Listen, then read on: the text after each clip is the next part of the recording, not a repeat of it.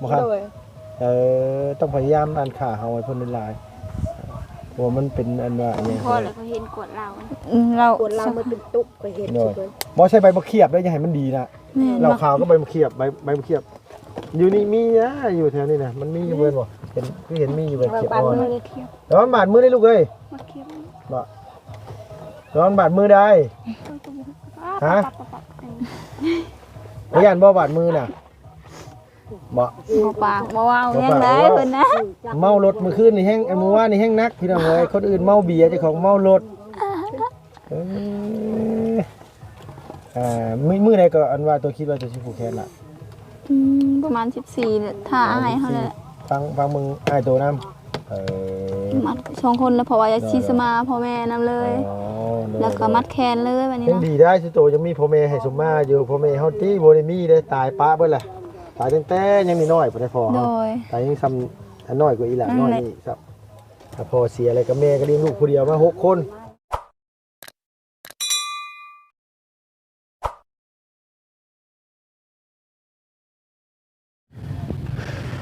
พุ่นแม่เราอันว่ามายืนคอยทางโมเมนต์หิวข้าวเที่ยงบ่จักเนาะพี่เนาะโมเมนต์เราสิว่าโอ้ยลุงเฮิมเอ้ยสิว่าซื้อมาหลายแล้วบ่มีหม่องเก็บบักหลาเอ้ยสิว่าบ่จักเนาะพี่เนาะมื้อวานนี่พอดีทางลุงอันว่าพาสาวค่ำแล้วก็ทางน้องนางแล้วก็ทางอันว่าน้องผู้วงพี่น้องเอ้ยแล้วก็อีหลาน้อย4สาวไปซื้อเครื่องซื้อของมื้อวานนี่เบิด4ล้าน4แสนกีบเนาะพี่เนาะซื้อมาเต็มรถนึงพี่น้องเอ้ยว่าไรหน่อยก็บ่แม่นน้อยเด้อหม่องเฮือนนั่นว่าน้องค่ำจนบ่มีหม่องเก็บเนาะพี่เนาะทั้งนี้ทั้งนั้นก็ก่อนอื่นก่อนใดเนาะพี่น้องลุงก็ต้องสบายดีพ่อแม่พี่น้องเบิดสุขุสุคนเด้อพี่น้องเด้อระหว่างในและก็ต่างประเทศนะพี่เนาะที่เขามารับมาชมช่องของลุงเฮิมชาแนลคือเก่าคือเดิมมาพบมาพ้อกันก็อยู่นี่แหละพี่น้องเอ้ยบ้านเฮือนซ่านของสาวค่ำในห้างเดียวเฮาคือเก่าคือเดิมเนาะพี่เนาะเอามาพบมาพ้อกันมื้อนี้ก็แดดฮ้อนพี่น้องเอ้ยคิดเห็นน้ำเซ่จ้อยๆแล้วพี่น้องเห็นกับเจ้าเล่นกันมวนกุ๊บอยู่เซ่เมืองเฮียงเมื่อกี้นี่ขี่รถมาเนาะพี่เนาะทั้งนี้ทั้งนั้นก็สีเข้ามาเยี่ยมมายามทางน้องเพิ่นเนาะพี่เนาะเพราะว่าซื้อเครื่องซื้อของมาแล้วมีหม่องเก็บหม่องไว้บ่มีหม่องอยู่หม่องนอนอยู่บ่ล่ะเก็บเครื่องเก็บของไว้เบิดแล้วบ่มีหม่องนอนสิว่าจังใดเนาะพี่เนาะฝากเลยนะพี่เนาะฝากทางเขตน้องคำผู้สาวเลี้ยงแม่ผู้เดียวแล้วก็เลี้ยงลูกผู้เดียวคือกันพี่น้องเอ้ย3สาวอยู่นํกันเก็บเครื่องเก็บของแล้วบ่รู้ว่าสิมีหม่องอันว่านอนอยู่หั่นเนาะพี่เนาะแต่ว่าบ่เป็นหยังเนาะพี่น้องเนาะทั้งนี้ทั้งนั้นก็ลุงก็ถือในเนื่องโอกาสส่งท้ายปีเก่าต้อนรับปีใหม่เด้อพี่น้องเด้อปีใหม่ลาวเนาะพี่น้องสิเข้ามาฮอดนี่ก็ลุงก็ขออวยพรอวยไส้ให้พี่ให้น้องให้ผู้ใหญ่ใจดีให้ FC เบิร์ดสุขุสุคนไปไสมาไสก็ขอให้ตลอดปลอดภัยเด้อสุขภาพพานามัยแข็งแรงอายุมั่นขวัญยืนพี่น้องเอ้ยความเจ็บจะได้ความไข้อย่ามีปรารถนาสิ่งใดก็ขอให้ลำรวยๆเด้อเนาะมื้อนี้ก็เป็นวันพระใหญ่พี่น้องเอ้ยผู้ใดมีโอกาสลงวัดลงว่าก็ขอบุญขอคุณพระพุทธพระธรรมพระสงฆ์นะพี่เนาะคุ้มครองปกปักรักษาครอบครัวเฮือนซ่านพี่น้องและก็ทางพี่น้องอยู่ทางต่างประเทศพี่น้องอยู่ทางบ้านอื่นเมืองไกลเนาะไปทำการทำงานอยู่ทางต่างประเทศบ่ได้กลับบ้านกลับซองก็ส่งเงินมาพ่อให้แม่เพิ่นซื้อข้าวซื้อน้ำซื้อสินซื้อขายลาบสู่พี่สู่น้องกินนะพี่เนาะมีแต่ว่าลุงสิเข้าไปหาทางกันว่าไปพี่น้องเอ้ยมีแต่ว่าซื้อกับข้าวกับน้ำเข้ามาพี่น้องเอ้ยปลาส้มแล้วก็ไข่พะโล้แล้วก็อันนี้พี่น้องเอ้ยห่อส้มเนาะพี่เนาะมาให้ทางลูกๆหลานๆน้องๆนุ่งๆเพิ่นกินข้าวเที่ยงนำกันแต่ว่ามื้อนี้สิบ่ได้กินน้ำดอกแต่ว่าทั้งนี้ทั้งนั้นก็สิเข้ามาเบิ่งดูหม่องเก็บเครื่องเก็บของสงสัยคือสิบ่มีชนหม่องเก็บว่าเลยตัวคุณปูนอนเรียบร้อยพี่น้องเอ้ยถึงสิน้อยก็น้อยเย็นเด้อนี่เด้อเอาสบายดีเด้อลูกเด้อสบายดีเป็นจังได๋คือมีแต่ถุงยางครอบหัวบ่สุขุสุคนแท้นี่น่ะ อันมักมันก็มีเห่าเอาเหล้า อ๋อเอาเหล้ากับอันว่าใบมะเขียบใช่ใบมะเขียบอยู่บ่ ไสยศาสตร์เอา โอ้คันว่าให้มันดีสุดนี่ต้องใส่ใบมะเขียบ เออ เหล้าขาวกับใบมะเขียบ เอา ลูกหลานลูกซื้อกับข้าวมาฝาก เอาด้วยใจ โดย ใจ โดยฮะพี่น้องเอ้ยอันนี้แม่กำลังเฮ็ดหยังค่ำน่ะ คนต้มยังก็ผักนอก บ่แม่เจ้าเฮ็ดหยังก็ ต้มผักนอกหรือ ต้มผักนอกเฮ็ดหยังต้ม ต้มกิน ต้มกิน ต้มแต่ผักนี่แหละ เนี่ยกับข้าวเฮาซื้อมาหั่นเด้กินอันว่ากับข้าวเฮาซื้อมาหั่นเฮาซื้อมาฝากอยู่ห่ะตัวพี่น้องเอ้ยเนาะฮอดดีหรอมื้อนี้เอามีแต่ว่าสิต้มผักแล้วสงสัยสิอันว่านึ่งข้าวต่อบ่หรือว่าได้นั่นน่ะ ต้มนึ่งตา โดยพี่น้องเอ้ยกำลังมีหยังอ่ะ นี่ บ่แม่นตัวนี้น่ะมีหยัง มะแขก ซุปปลาแข้ง เอากินลูก เอาแม่เอาเฮากินมาแล้วเฮากินมาแล้วแม่เอ้ยโดย เอาก็กินพักนั่นแหละลูก เอาอันนี้ปลาที่ลุงซื้อมา โดย ข้าวอยู่บนหนองข้าวบ่ แซ่บ แซ่บบ่ โดย เอาแซ่บก็ถือว่าโอเคพี่น้องเอ้ยข้าวของเฮาเมียนเบิดบ่อยู่ค่ำมื้อคืน โดย มีหม่องไว้อยู่บ่ โดย บ่มีหม่องไว้ก็ไปฝากไว้แล้วเนาะเฮ้ยเนาะคำมั่งเนาะพี่น้องเอ้ยแม่บ่ได้ไปหานอบ่มื้อนี้บ่ได้ไปหาบางบ่ โดยเฮ็ดหัว เฮ็ดหัวนี่บ่สะเมนดุเนาะพี่น้องเอ้ยซุปปลาแข้งบ้านตู่คือบ่ใส่ผักใส่หญ้าอะไรน้องบ่คือบ่ใส่ฮะซุปบ้านตู่แบบนี้บ่ล่ะครับหรืออันนี้ตำบ่หรือว่าซุป ตับ ต โดย ำใส่หยังใส่ชูรสใส่ ใส่แต่แป้งนัวเกลือ ใส่เป็นน้ำเกลือ โดยมักคิด ปลาแดกบ่ได้ใส่ บ่ได้ใส่อี โอ้ กแล้วบ่ได้ใส่ โดยแต่ว่าคนอยู่ทางบ้านตัวนี้ก็มักกินน้ำผักเนาะเฮ้ยเนาะ โดย น้ำผักนี่ใส่หยังส่วนหลายเขาเจ้าใส่ลาบปลาบ่ครับ โดย สลับ ปลา กินลาบปลากินส้ม โดย อยู่บ้านลุงนี่กินส้มนี่เขาเจ้าบ่ใส่ได้เฮ้ย โอ้ ใส่แต่ลาบใส่ลาบปลาใส่อันนี้แหละพี่น้องเอ้ยโอ้มีเพลงดังบ่รู้ว่ามันสิผิดอันว่าลิขสิทธิ์เขาเจ้าบ่นี่เขาเจ้ายุกโป้พี่น้องเอ้ยอย่าบอกได้ว่าตัวกับเบิดแหละ เรา ไผเอามากินนี่ เอาไปกิน อ๋อเอามาสะหัวเด็กน้อยเมื่อกี้นี้ โดย ขาเฮาพี่น้องเอ้ยขาอันว่าอันนี้อีหลาน้อยอันว่าทางอีนางบ่ได้กินข้าวบ่ซะ ไปอาบน้ำเลยเด้อ เอาไปอาบน้ำ โดย สระผมแล้วไปอาบน้ำต่อ โดย เอ สระผมเพิ่นน่ะเพิ่นอยู่บ่ได้ โดยนั่นแจว แก้ว ลวกคา โดย ลวกนอกคาขึ้นพี่น้องเอ้ยอันนี้ก็แม่ แซ่บที่แม่บอกว่าให้กินลองเบิ่ง แม่เจ้าคือบ่กดเอาแม่เอ้ย ก็บ่เป็น ฮะโอ้ยพี่น้องเอ้ยอันมาได้ของใหม่มาแล้วก็บ่กดเอาเดี๋ยวลูกสิบอกบางนี้นี่เจ้ากดเอาอยู่พี่นี่กดเอาอยู่พี่นี่ฮะ ได้ กดเอาอยู่พี่มันจะง่ายนี่กดเอาตัวนี้ยังมันจะง่าย เอาน้ำนี่ใส่ อ๋อเอาน้ำเย็นใส่โอ้ได้ยามเย็นกินเนาะคักบ่นี่ ครับ คักบ่น้ำก้อนนี่ซื้อแต่มื้อวานนี่บ่คำอ๋อเก็บกลับได้ดีปานนั้นบ่นี่น่ะโทนอนคักอยู่บ่แม่เอ้ยแม่ เลย ว่าที่นอนใหม่นอนคักอยู่บ่นอนนุ่มอยู่บ่คักเนาะอยากได้อยู่บ่เฮือนงามน้ำเขาน่ะอยากได้บ่เฮือนงาม เพิ่นงามบ่ โดย จะได้เฮ็ดนั่นได้ถ้าจะได้คือกันเด้อ โดยอันนี้เพิ่นมุกยังไงครับ มุกปลา มุกปลาที่ว่าไปสอนเมื่อวานนี่บ่ รู้ว่าเอาแม่เอาปลาใหญ่ๆเด้อแมวโอ้ยเห็นได้อย่างบาดมือเลย ผู้ใดบอกให้เจ้าเอาปลาใหญ่ๆมา จักผู้ใดเว้าเขาบอกบ่จัก เพิ่นบอกว่าเอาปลาใหญ่ๆเลยแม่เด้อโอ้ได้ปลาใหญ่ๆมาเลยว่าที่นี่น่ะฮ้อนเอาหลานๆไปทางไหนเบิดมื้อนี้ เล่นนอนในเป อยู่เฮือนพุ่น โดย เอิ้นเพิ่นมากินข้าวอยู่บ่แล้วว่าติ เอิ้นแล้วบ่มาเด้ เป็นพี่ยังมื้อนี้คือบ่มา ได้เบิ่งกี่กัน หน่อย วงป้าหนึงนะวงเนี่ย สมบงมาแล้วบ่ มาแล้วแม่ที่เขาแล้วไว้ มาเด้อมากินอันเนียนมะเขือพุ่นมาแล้วพี่น้องเอ้ยโอ้ยอาบน้ำใหม่แห้งผู้อ่อเนาะแ ให้มีแต่คนงามๆเนาะ กินว่าเขาโดยสบายดีลูกไป สบายดี อัน ส นั้น บายดี โดยพี่น้องแม่ลูกหลานขึ้นไปขึ้นบ่ขึ้นได้บ่ขึ้นพุ่นทั้งหลังพุ่นขึ้นทั้งแม่เจ้าพุ่นบืนซ้ำสิบืนบาทที่นี่โอ้ยจะเป็นลำบากเด้พี่น้องเอ้ยลำบากลูกลำบากหลานเด้แบบนี้เนาะโดยอยากเฮ็ดเฮือนใหม่ไต่เฮือนงามให้จักบาทเด้เงินคือบ่ถูกเด้เลขเมื่อคืนนี่พี่น้องเอ้ยถูกจัก2ตื้อนี่มันคือสิได้อยู่ดอกดูดีมาแต่ใส่ลูกหล่ะมาแต่อาบน้ำอันนี้ก็มาแต่อาบน้ำเนาะกินได้ลูกได้กินแล้วกินข้าวเร็วโอ้หมายความว่าเพิ่นเคยกินได้เนาะ โดยเคยกิน อันซุปมะเขือนี่ได้ โดย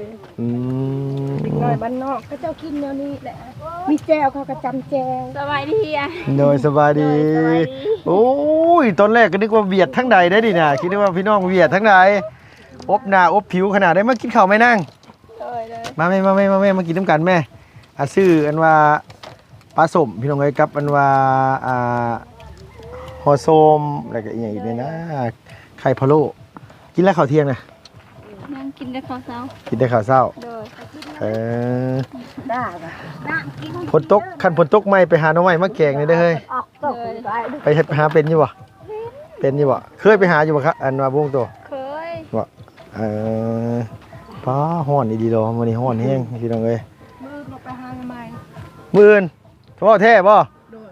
ก็คิดว่าได้อยู่บ่คิดว่าได้อยู่บ่คันได้เดี๋ยวเฮาสิซื้อกระดูกหมูมา เฮาบ่ได้เฮา ฮะ ยังบ่ เฮา ฮู้ยัง ได้ ได้ ได้ เด้ เด้ อ อ ยังพ่นก็ยังตกมันสิได้ พูดไปหาทางหวน ได้ แม่มื้อวานนี่จะไปหาทางไหนซะ นี่ตอนที่แม่เราก็หา เด้อสบายดี มันพา ไปเล่นน้ำเซ่ม่วนบ่เฮ้ยเมื่อวานม่วนบ่ได้เปียกน้ำเขาอยู่บ่ บ่ได้กินแต่ต่ำก็เมื่อ เขากิน เอ กินเบียร์จอมคน เอ้ยผู้บ่าวบ่มีบ่คือบ่หาฮะเอาแน่ผู้บ่าวหั่นน่ะพอได้ให้เลี้ยงเบียร์หั่น น้องเลยน้องก็พอก ลับมาจากมุ้งเนี่ยอ่ะปิดมาให้เลยมากลับมาจากมุ้งมาคือวานเนี่ย 5 โมง ใช่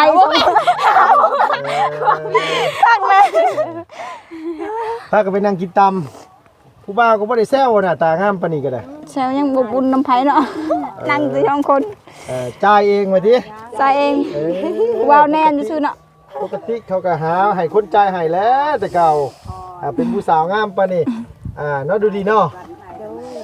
นี่กำลังกินข้าวกำลังกินปลาแซ่บอยู่บ่ลูก ได้พอได้ แซ่บอยู่คือเด็กน้อยบ้านนอกนี่กินง่ายเนาะเนาะสบายเนาะแบบว่ามีหยังก็กินไปหนึ่งเข้าใหม่ๆโห้ยเกลือแล้วก็เล่นเรียบร้อยเนาะ โดย คนหลายบ่ล่ะเมื่อวานคนหลายบ่ ก็ไล่อยู่ บ่ปานใดเนาะ กิน ก็ ปานใด บ่ปานใดยังบ่ฮอดมือมัน เว้าอีหลีสิหาหน่อไม้อีหลีบ่มื้ออื่นสิซื้อกระดูกหมูมาสิซื้อเครื่องมา สิได้อยู่บ่จ้ะครับ จะไปกับไปให้มืออื่นไปแต่เช้าค่ะ เอาไปแต่เช้าเด้อเนาะบ่ไปแต่เช้าสิได้บ่ เอาเรือเด้เอาเรืออีพอแล้วไปพูดไปหาทางนั้น ได้บ่ โอ้ไปพายเรือไปบ่ โดย แม่นบ่บ่อยากไปเบิ่งน้ำได้ว่ะสาวหายไว้เป็นจังไดวะ ไปหาอยู่เซเนาะนะ โอ้ยไปลองเบิ่งนี่นะฮ้อนแท้มื้อนี้เฮ้อตายฮ้อนดีๆรอพี่น้องเอ้ยเหงื่อแตก เป็นตาอย่าอาบน้ำเซเนาะ ไป3คนก็บ่ว่าสิบ่พอแกงเฮ้ยว่าบ่ได้ติไอ้นางว่าเขาปฏิเสธเขาบ่ไปเด้อถ่ายกินไอ้นางว่า ปลาให้อีกคือกัน บ่ปานใดดอกว่า แต่ว่าเขาค่อยๆหาสิเนาะแบบว่าอันนี้ ขนาด ได้ เมเราก็ยังได้ นี่เราหาอยู่ห้วยพงนี่ โดย แม่นอนไม่เท่าจะหาอยู่ห้วยพง คิดว่าไปแล้วคิดว่าสิได้อยู่บ่คิดว่าพ่อกินอยู่บ่ฮะผมมั่นใจนะแบบว่าผมมั่น